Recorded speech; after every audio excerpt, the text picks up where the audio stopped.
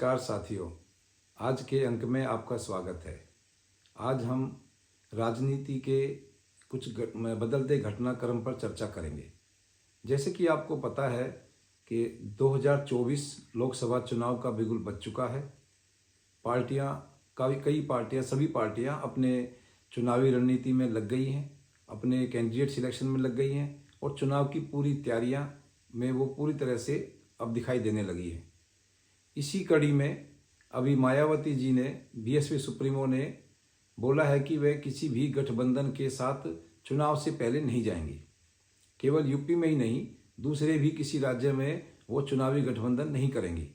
चुनाव होने के बाद जो भी स्थिति बनेगी उसके हिसाब से वो अपना फैसला लेंगी।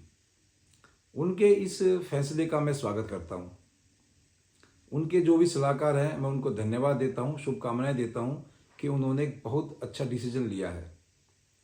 क्योंकि डिसीजन उन्होंने इस तरह से अच्छा लिया है कि अभी अगर वो गठबंधन के साथ जाते तो शायद इसमें समाजवादी पार्टी और कांग्रेस को कुछ मजबूती बनती, जो कि मायावती जी को 2027 के विधानसभा में, यूपी की विधानसभा में शायद दिक्कतें महसूस होती।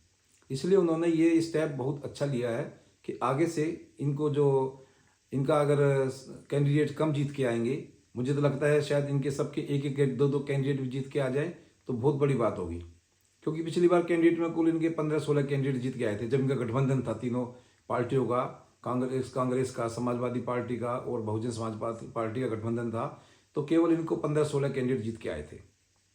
तो अब अगर ये मायावती जी इनसे अलग हो जाती हैं तो शायद इनकी वोट घटेंगी और इनके 1 या 2 सांसद भी जीत कर आ जाएं तो बहुत बड़ी बात होगी। मेरा मानना यह है कि यह स्टेप कांग्रेस को उठाना चाहिए था। क्योंकि कांग्रेस अगर चाहे तो गठबंधन ना करके इन छोटे दलों को काफ़ी हद तक साइडलाइन कर सकती है।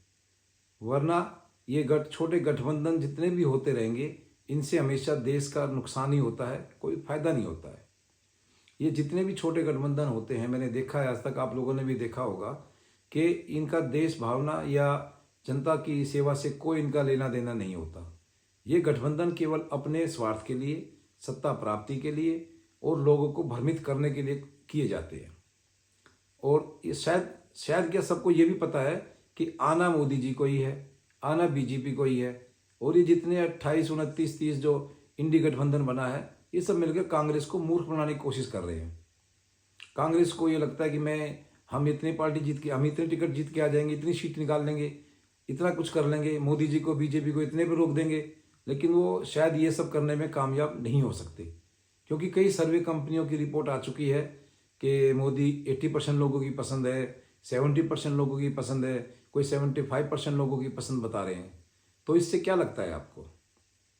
इससे सीधा यही है कि मोदी की लहर चली हुई है। ये गठबंधन कहीं टिकने वाला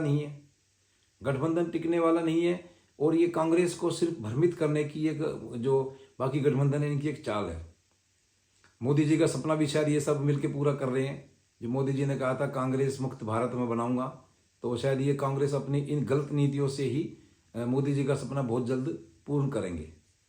बाकी गठबंधन की राजनीति से देश को आज तक कभी कुछ फायदा नहीं मिला है, ये मेरा मानना है। और आप लोग भी शायद इस पर विश्वास करते होंगे।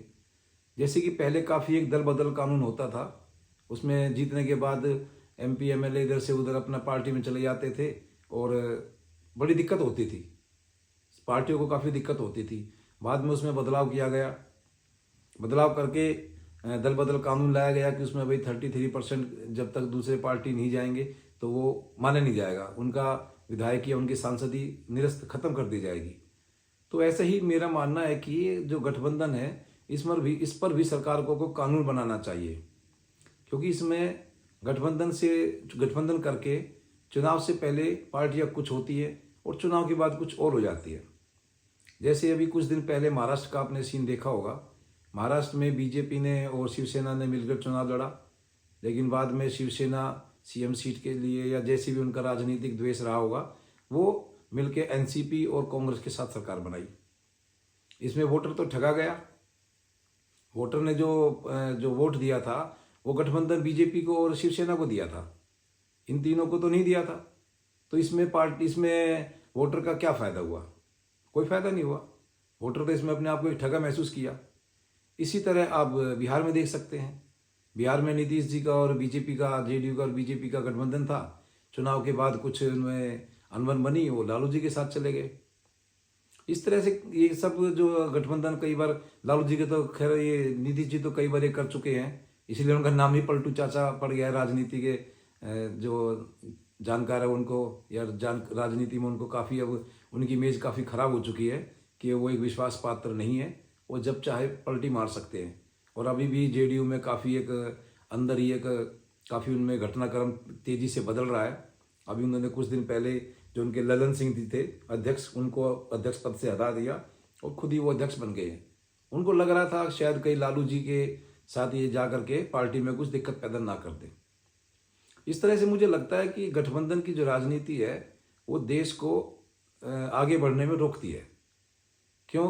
क्योंकि अगर गठबंधन की राजनीति बनती है तो कई बार पार्टियां अपना सरकार जो बनती है वो पूर्ण तरीके से जो एक सॉलिड या ठोस डिसीजन जो लेना चाहिए था वो नहीं ले पाते हैं।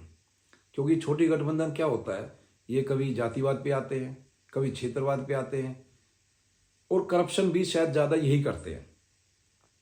तो कांग्रेस को इनको साइड करने के लिए एक बहुत अच्छा मौका था कि भाई कांग्रेस जो है बीजेपी की मदद से, क्योंकि कांग्रेस की बस की तो नहीं है इनको साइड करना, कांग्रेस तो इनको नहीं ठिकाने लगा सकती, ये ताकत जो है केवल बीजेपी के पास ही है।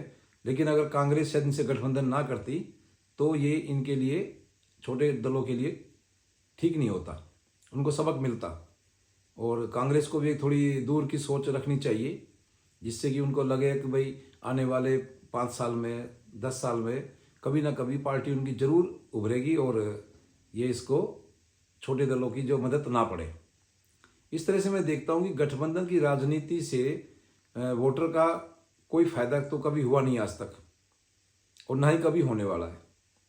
अभी तो गठबंधन में ही खुद ये जो जितने भी दल हैं ये तराजू के मेंढक की तरफ फुदक रहे हैं।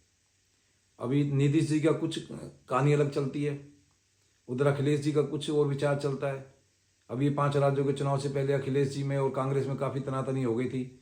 अभी इलेक्शन में जैसे 3 राज्यों में बीजेपी कांग्रेस हार गई तो उससे थोड़ा सा कांग्रेस को नरम हो गई और अभी इनकी बार्गेनिंग चालू हो गई है। उधर ममता जी के साथ बंगाल में भी गठबंधन की कोशिश कर रहे हैं। वहाँ बंगाल के खुद के जो उनकी कार्यकारिणी है, कांग्रेस के जो नेता हैं, उन्होंने आकर खड़गे जी से, राहुल जी से रिक्वेस्ट करी भी बंगाल में अगर आपने गठबंधन किया तो बंगाल में कांग्रेस बिल्कुल ख़त्म है। ये कांग्रेस का ख़त्म होने का मेन कारण ये भी है कि जगह जगह वो गठबंधन कर लेती है छोटे दलों से। छोटे दल तो मजबूत हो जाते हैं लेकिन कांग्रेस पीछे रह जाती है। क्यों? क्योंकि उनको सीटें देनी पड़ती है। और कई बार जैसे कोई कैंडिडेट कहीं से चुनाव की तैयारी कर रहा है लेकिन उसको वो गठबंधन में पार्टी वो सीट किसी दूसरे दल को दे देती है, तो वो एक कैंडिडेट जो तैयारी कर रहा था उसका तो कुछ नहीं हुआ, वो तो रह गया। इस करके कांग्रेस का संगठन भी बहुत काफ़ी कमज़ोर हो गया है। कांग्रेस की नीतियों के कारण कांग्रेस का संगठन काफ़ी कमज़ोर हो गया है। अभी दिल्ली में एमसीडी के जो चुनाव हुए थे 1.5-2 साल पहले, उसमें कांग्रेस को दिल्ली में काउंसलर के लिए कैंडिडेट नहीं मिल रहे थे। लोगों से फ़ोन कर करके बोल रहे थे भाई आप पार्षद का चुनाव लड़ लो, आप पार्षद का चुनाव लड़ लो। तो इसमें क्या है? आपके सामने, आम आदमी पार्टी के सामने कांग्रेस ने जैसे सरेंडर किया हुआ है, वो भी कांग्रेस के घटते स्तर का ही एक नमूना है। तो इस करके मुझे लगता है कि कांग्रेस को थोड़ा सोचना चाहिए, वरना मोदी जी का जो सपना है कांग्रेस मुक्त भारत, वह बहुत जल्दी होने वाला है। कांग्रेस को चाहिए कि अपने गठबंधन पे ध्यान दे, संगठन पे ध्यान दे, और छोटे ये जो गठबंधन है छोटी पार्टियों से छोटी सोच के लिए, इमीडिएट इफेक्ट के लिए ना करे, थोड़ा सा लॉन्ग टर्म के लिए करे तो शायद उनको कुछ फ़ायदा हो सकता है। क्योंकि ये एक चीज़ और देखने में आई है कि बीजेपी ने जिस भी दल के साथ गठबंधन करके सरकार बनाई या किसके साथ चुनाव लड़ा है, धीरे धीरे बीजेपी ने अपने आप को मजबूत किया है। बीजेपी हर राज्य में पहले छोटे भाई के रूप में चुनाव लड़ी, लेकिन उसने अपने कैंडिडेट को, अपने कार्यकर्ताओं को अच्छी ट्रेनिंग दी, अच्छा उन्होंने व्यवहार किया, अच्छा उन्होंने कार्य किया और लोगों के बीच रहे, तो वो बीजेपी आराम आराम से छोटे भाई से बड़े भाई की भूमिका में आ गई। अब महाराष्ट्र में भी आ गई है बीजेपी बड़े भाई की भूमिका में, बीजेपी बिहार में भी बड़े भाई की भूमिका में आ चुकी है, यूपी में तो पूरी उनकी सरकार ही चल रही है योगी जी के नेतृत्व में, बहुत अच्छी बात है। लेकिन कांग्रेस के अंदर ये खूबी नहीं है। कांग्रेस तो जहाँ गठबंधन करती है वहाँ कांग्रेस दिन पर दिन उसका पतन हो जाता है, क्योंकि कांग्रेस अपने गठबंधनों को ज़्यादा अपने अपने उसमें सांचे में नहीं डाल पाती। वो जो जो जो भी उसके दल है, साथी दल है, उनको उससे पूरा वो अपना कंट्रोल में नहीं रख सकती, नहीं रख सकती उनको, जिससे कई बार वो गड़बड़ भी कर देते हैं, घोटाले कर देते हैं। अब कांग्रेस का जो यूपीए 2 का जो शासन था, उसमें जितने भी घोटाले या गड़बड़ हुई है, गबन हुए हैं, वे ज़्यादातर उनके जो साथी दल थे उन्होंने किए हैं। लेकिन इसमें कांग्रेस को काफ़ी दिक्कतें आई, और उसका जो अभी 10 साल से तो बिल्कुल वो सत्ता से बाहर ही बैठी।